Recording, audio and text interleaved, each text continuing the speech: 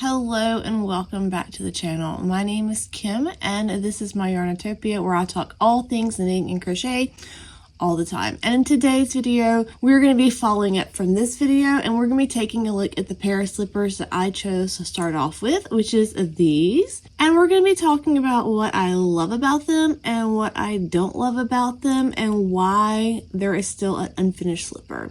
So grab your cup of whatever and your project and let's dive in. So if you missed that video, then you missed some links to some really great patterns for slippers, both knitting and crochet. So I'm going to link that down below as well towards the end up at the top so you don't miss out on it. But I did start my slippers. So the ones I chose to start off with first are the Recluse slippers. Now this happens to be a pair of free slippers from one of my favorite designers. Her name is Lisa Mutch, M-U-T-C-H. And I have knit a shawl of hers and I have like 2 or 3 of her cowl patterns that I've already purchased that I will be making this year. But I really wanted to make these slippers. I think they're very cute, they look very fast, and they're very squishy because they're made in garter. I am not loving the fabric that I have with these, so since they are a slipper sock kind of thing, they do need to have a little bit of negative ease so they stay on your feet. However, these have too much negative ease for my liking, and they fit like a pull-on skin, so to speak. I'm not loving them. My thought process for these was to have a couple of pairs that I can put in a basket by the door, so when I come in and I take off my shoes, that I can slide these on and still have some warmth on my feet and not wear shoes around in here, because it's less cleaning and less dust to get on the yarn. However, these are so tight, I don't know if I can put socks on under them. So that's one thing that they have going against them. Now, originally I started off making these on DPNs, and I'm using the Addy Flips, I think they're what they're called. I've had these needles forever. So the Addy Flips are a set of DPNs. You get 5. I just only ever use 4 DPNs at a time. It's just a personal preference. But they're all different colors, which I love because I love color. And one end is kind of a blunt tip, and then the other end is a slightly sharper tip. It's not that sharp though, if we're being really honest. They're not anywhere to the caliber of my Haya sharps, which tend to be my favorite needle. Next, well, actually the Signature Needle Arts Stiletto, but I can't afford those anymore because they've gone up in price. So I have no DPNs in those. It's kind of sad. But the next sharpest and my favorite is definitely the Haya sharps, even over the Chigu. And I have lots of Chigu. Sorry, Chigu lovers. They're just not my favorite. The problem is I tend to only knit with finer weight yarns. And this slipper pattern, you hold the yarn double. It's a worsted weight yarn that you hold double. It is so awkward for me to knit these. It's so weird. I'm so used to knitting fingering weight yarns. So in saying that, I don't have a lot of variety of DPNs that are larger than a US 6, which is like a 4mm. And this is the largest that I have. And these are a US 8, which is a 5mm. And I can't say that I love this process. I find myself knitting tighter for some strange reason, and it's bigger yarn and bigger needles. It's just awkward. It's so awkward to me. So I've been knitting these anyways, and this is not a lot of, this is only a day of knitting, maybe on and off. So it's not like I'm losing anything, but I'm gonna have to rip these out. And I also realized that, you know, I'm using this I Love This yarn, which is definitely a more denser fabric producing yarn than what she uses, because she uses a merino wool. So once she washes hers, they're going to relax and block and the yarn's going to bloom, and that's going to kind of really affect gauge. And I know that, but I didn't feel like swatching for these. I've made enough socks that I can usually just try them on and go. But honestly, I have not tried these on yet until last night, and I see the error in my ways. So don't make that mistake. Take time to try your things on, or at least check gauge. But I don't care. Like I said, it's just a little bit of knitting. It's not a big deal. I really love knitting these on DPNs. But now I have to stop and think, okay, if I rip these out and I start them over, am I going to order a new DPN or am I going to go to Magic Loop? And if you're a new knitter, you may love Magic Loop. And even if you're an older advanced knitter, you may love Magic Loop. I just really hate Magic Loop. I get so irritated by fussing with the cord and wrapping around. It's just so time consuming to me. And so I just much rather prefer to knit on DPNs. So my other option is doing two at a time, which is really what I intended to do with these.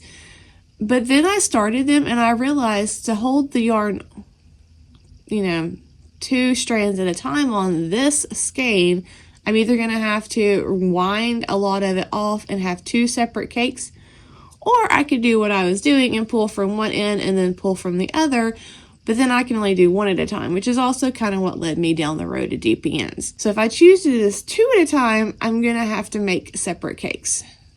But then halfway in this project, so I'm only this far, and this is after you kind of go in the round. It's a free pattern, but I'm not going to spill all the deets. You have to download the free pattern for details. You split off and you start working the piece flat.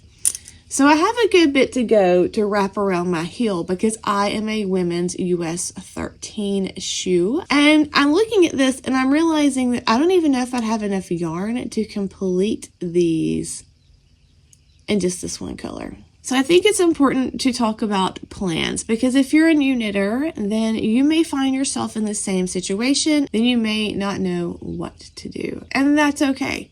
That's okay. We all get there.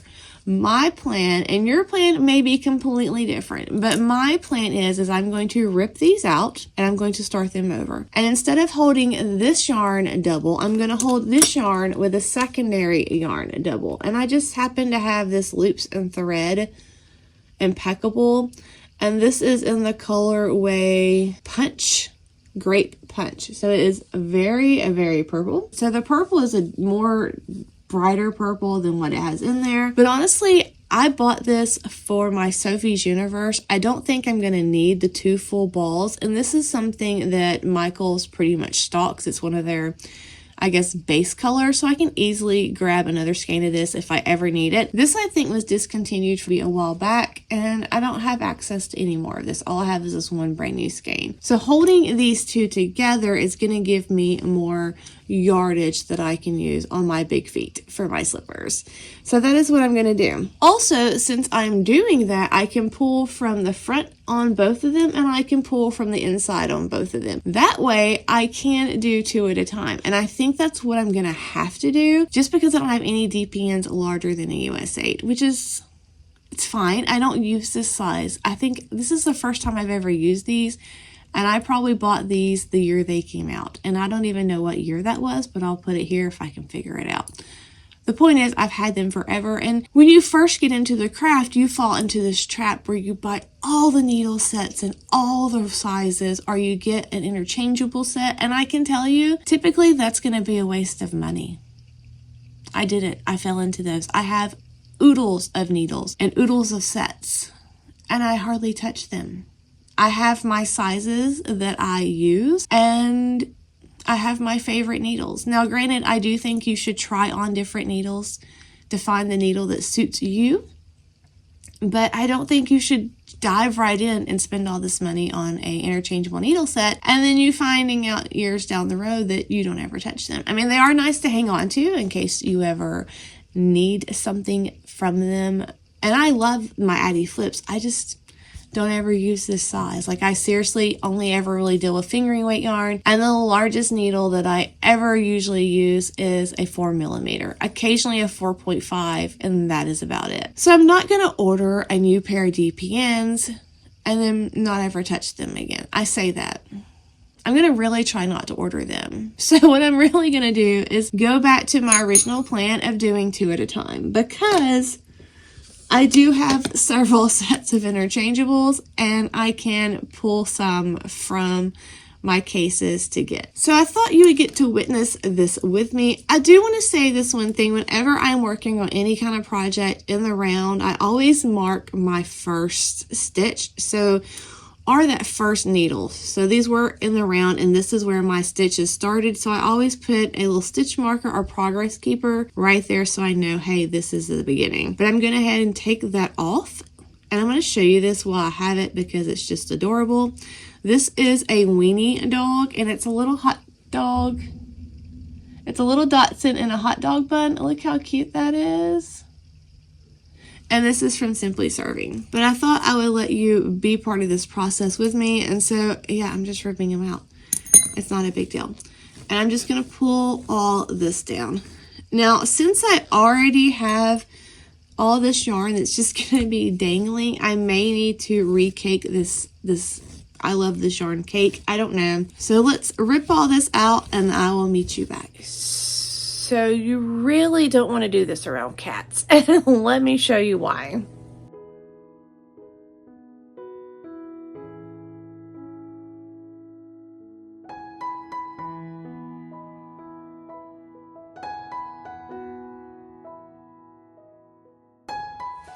I decided before I go any further that I really need a little bit of tea.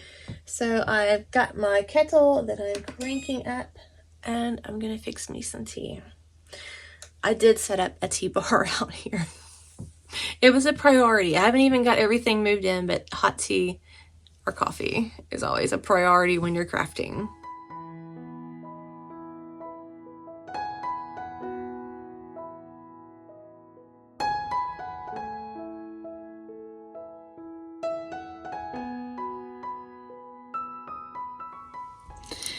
Well, so now we have these are ready to go for 2 at a time. They're exactly at the same spot, and I just put them on the 2 at a time needles. I am using a US 9 at this point because I did not like the dense fabric that I was getting with the 8. And unfortunately, the only 9 needles I have that I have matching ones of are these Knitter's Pride Dreams, which I don't hate them. I just don't like the tips of them, but they're fine for this project. It's going to be fine. I do have a little bit of a yarn catastrophe happening, and that is because of all the yarn barf that happened when I pulled out the center of this. But as I knit on these, that will definitely clear up. And I'm kind of excited to be restarting these. I literally thought about this all night last night, and I woke up and the first thing I thought about was, yeah, today I'm ripping those out. So I'm glad I got to show you that.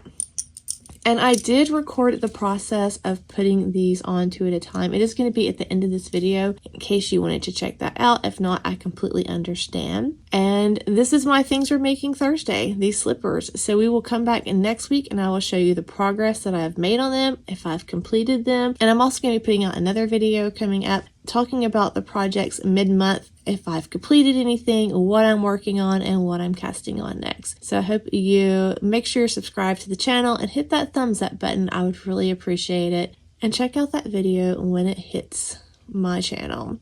Until next time, thank you so much for watching. Thank you for being part of my community.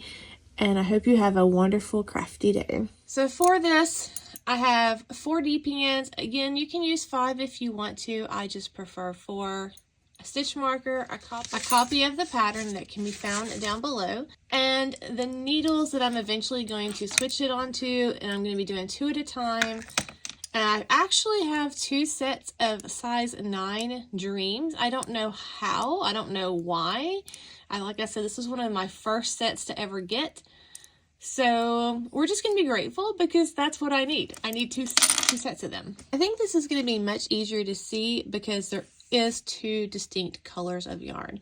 So to start this off, you can do it a couple of ways. You can do a crochet cast on, or you can just do a regular long tail cast on. I'm going to show y'all the regular long tail cast on just because this is how I always cast on my knitting. And you're going to use your fingers and you're going to make like a slingshot thing where if you go pow pow and pull a slingshot, you're going to do that. Then you're going to take the yarn, hold them side by side, and you're going to lay them over your fingers so that the tail is hanging off over your thumb and the other 2 strands that go to the actual cake and skein are going off over your pointer finger. And you're going to want to leave at least 4 to 5 inches off hanging off your thumb, because that's a good length to have for weaving in the ends. I often see new knitters and crocheters really leave too short of a tail, and then when it's time to go to weave in your ends, you don't have enough to weave in, and then they're constantly popping out. No one wants that. I want these to be machine washable and completely durable. So I'm going to leave a long enough tail that I can really weave that in and don't have to worry about it anymore. So we're going to take the yarn and we're going to drape it between the pointer finger and the middle finger, and then we're just going to wrap our other fingers around it, and then we're going to take the yarn that's hanging over our thumb and grab it as well, so you're holding onto them with your other 2 fingers. And I use usually my middle finger to kind of guide, and you have this little bridge that you've made with the yarn. You're going to take your first DPN, and we're going to do a long tail cast on. So we're just going to take it and we're going to push down. And then you can rotate your wrist so you can see what I'm doing. Once I have that yarn on top, I'm just going to use my pointy finger from my right hand to kind of hold it in place. And I'm going to use the needle tip and I'm going to go up my thumb, if I'm I'm tracing my thumb, and go under the yarn that is wrapped around there. Now I'm just going to hold that again with my pointer finger. We're going to slightly turn our wrist, and you're going to make your needle point to the very top of your pointer finger, and we're going to trace that down and grab that yarn going around. We're going to rotate our wrist one more time. We're going to slide our needle back a little bit so that it touches our thumb, and we're just going to trace our thumb back down and slowly pull our thumb out and pull that tail end. That is going to tighten those 2 little loops, and those are our first 2 stitches. We're going to cast on the 3rd stitch just the same way.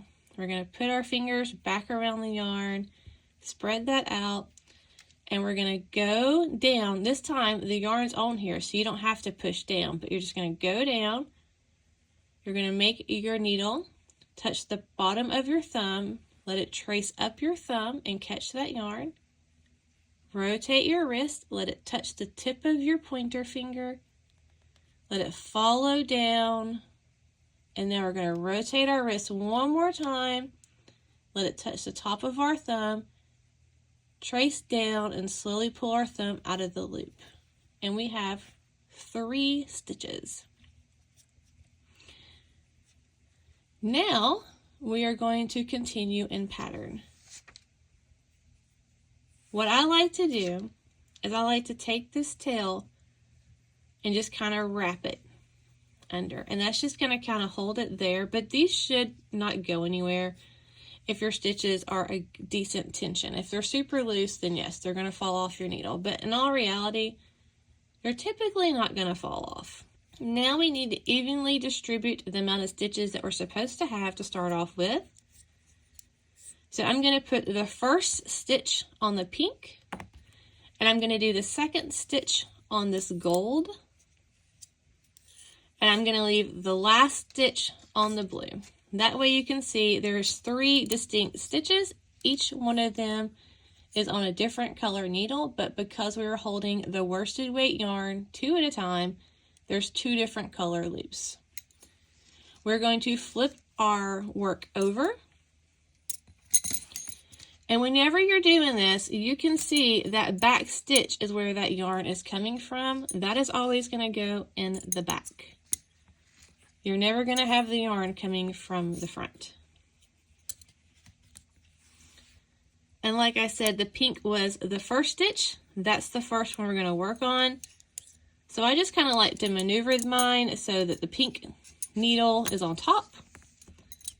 And I just tighten that, and then the rest, you can just let them dangle. They're not going to go anywhere.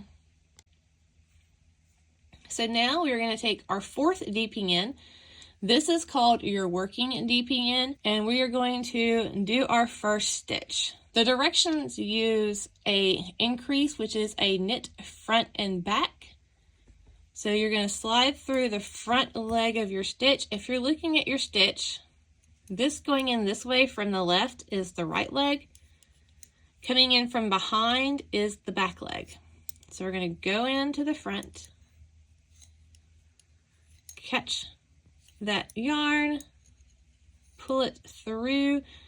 Don't forget you have to catch 2 of them, and then kind of pull it out a little bit. And notice I have not taken anything off any of my needles. We're going to have to go back in the back leg of that stitch and grab those yarns again.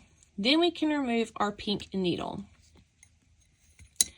The pink needle now becomes the working needle, and the gold needle now becomes the second needle or the second stitch that we're going to work. So we just kind of move our tail out of the way and we get ready to knit some more. So we're going to go into the front, yarn over, pull through, keeping both on the needles, go through the back, yarn over, pull through, and then pull out that second needle. So now you have 2 stitches on one of the blue needles, 2 stitches on the other blue needle, and we have the last blue needle to work. So I'm just going to get it over here, get my new working needle, which is now the gold, and I'm going to go through the first stitch, the first leg of the stitch, pull it through, keeping it on, and go through the back leg of the stitch, keeping it on and pulling out that 4th needle. So now let's look at what we have. So you can just kind of pull the 2 ends to kind of tighten them up, and that way you can kind of see what's going on. But you can see right here, I have 2 stitches on the gold, 2 stitches on the pink, and 2 stitches on the blue. That is the inside of the work. This is my outside. So what I like to do is to put a progress keeper on the exterior stitch so I can always tell the outside of my work versus the inside of your work. Also, you can tell by, you see how that yarn is coming out right there? It's going to come out from the inside naturally. This blue needle is now my next needle to work, and we are going to just slide it down, get our 4th needle, and begin the process. So the next part of the directions, we have to purl. So we're going to put our needle through from the right to the left of the front leg of the stitch, yarn over, and pull through. Repeat that. I'm just going right through the front, yarn over, and pull through. And again, this becomes my working needle. My pink needle is next.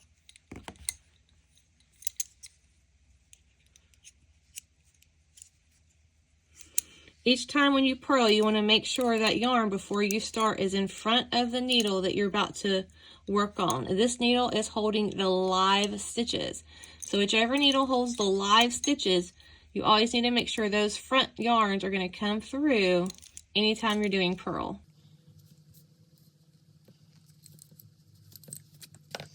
Okay, we're back over here at the little dog, so we're going to pull the yarn to the front, and I know this is the front of my work.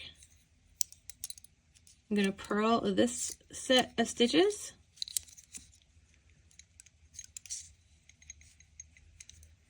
And then the next set of stitches. So now you have all these stitches work. I'm actually going to remove my progress keeper, and I'm going to put him over here on the first stitch. And this is where he's pretty much going to live for now on.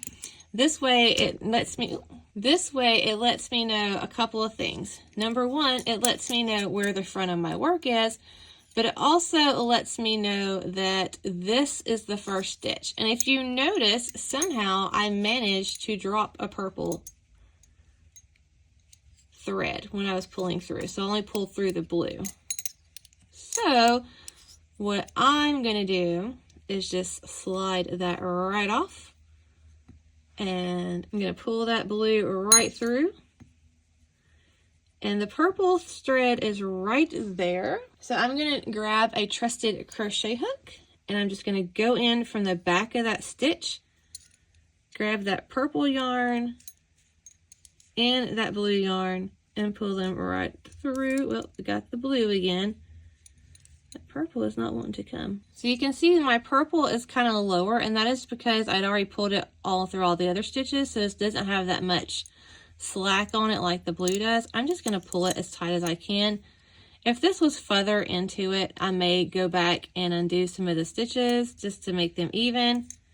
Honestly, I don't care. It's fine. It's for some slippers, and it will kind of work out in the end anyways.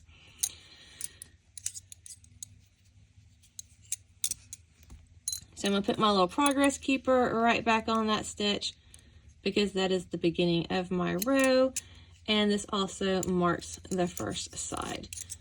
So now we're going to continue in pattern, and then I'm going to show you what to do. Now that I've got all my increases done on my first slipper, I'm ready to go ahead and get my first one on my 2 at a time needles. So let me show you how that process looks like. Hopefully that lighting is a little bit better. I'm gonna go ahead and remove these other needles that I'm not gonna be using from this cable. For 2 at a time, I like to have at least a 24-inch cord, 20 to 24 inches. Anything really less is kind of harder, especially if it's something with a good bit of stitches on it, like a sock or a fingerless mitten. If you are new to interchangeable needles, let me just add this. So this is Knitter's Pride cable. They tend to have the black cables, and Knit Picks tends to have like the purplish looking cable. But Knitter's Pride and Knit Picks, while they are two completely different companies, along with Likey and Needles, all of their products as far as their interchangeable needles work together. So I can actually use Knit Picks tips on these Knitter Pride cords, or I can use Likey, whatever you have. And sometimes it's cheaper to buy the Knit Picks or the Knitter's Pride if you have the Likey. So just keep that in mind for some cost saving information. I have my needles set up, and what I'm going to do is I'm going to find the first of my row, which is this stitch right here. I've already marked it with my cute Winnie dog, and I'm going to slide these stitches on the needle.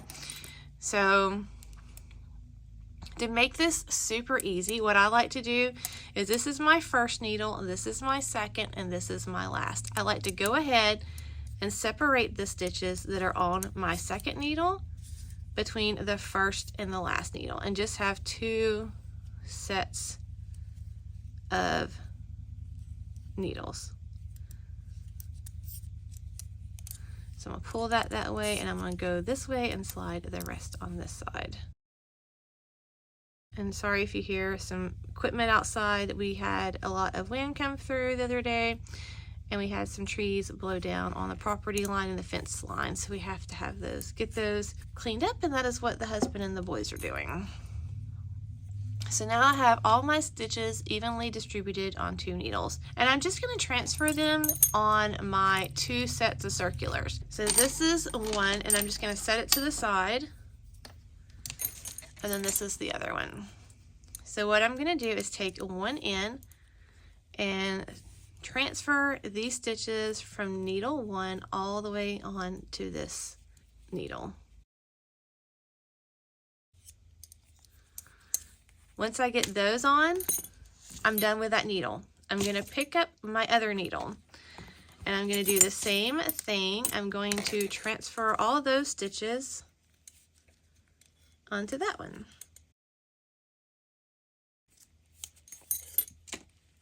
So now you can see that I have 1 set on one side, 1 set on the other side, and that is what you want. So I'm going to go ahead and start my second slipper, and then get it to the same exact spot, and then I'm going to put it on here and continue in pattern.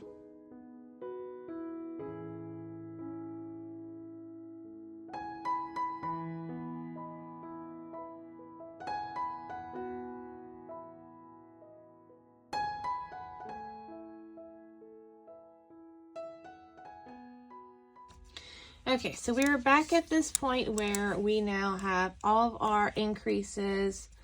I have not gone any further on the second set slipper, and I'm going to go ahead and transfer those to my 2 at a time. Now this gold this time is my first needle, the pink is my second, and the blue is my last. So I'm going to go ahead and split those stitches to 2 needles.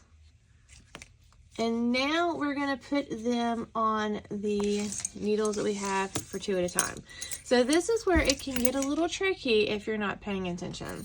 You want to look at the one that you already have on the needles, and you want to figure out where that yarn is coming off from. So this is the one that has the yarn coming out of the back. I know that that means that this is going to be the one that's going to hold my live stitches. And so what I'm going to do is push it down until I get to the back part of that needle. And I'm going to find that same position on this needle. So for instance, the yarn's coming off here. I know that needs to go on the back. So I'm just going to flip that. And then I'm just going to take this blue needle and slide these stitches over. Now these are 2 yarns per stitch, so make sure you grab all of them, or you're just going to have to pick up some stitches with a crochet hook. Not a big deal. And pull that all the way through. So now you can see we have 2 sets. Both of the fronts are on the front. Both are in the same spot, and now we're going to flip the work over. And we have, this is the back part, and this is the back part of this one. So I want to put the needles on here on this. So I'm just going to slide this cable in and get to the end and just slide this over.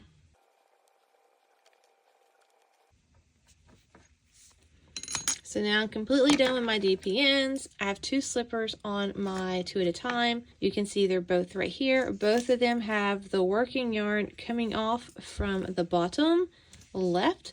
That means when I go to knit, I'll flip them over and they will be perfectly aligned to where they are in the pattern, and they are ready to continue on in my row. So I just completed the increased row on both of them, and now I have to do the second part of that. I hope that little tutorial helped you in some way kind of figure out how the 2 at a time works if you have never done it before. If you would like to see some more videos on that, just let me know. I can definitely record those, you know, as future projects arise, because that has really become my favorite way to do anything that I have to do 2 of, such as mittens, socks, slippers. I'd really appreciate it if you'd hit that thumbs up button if you haven't already. And until the next one, you can see me here. Bye.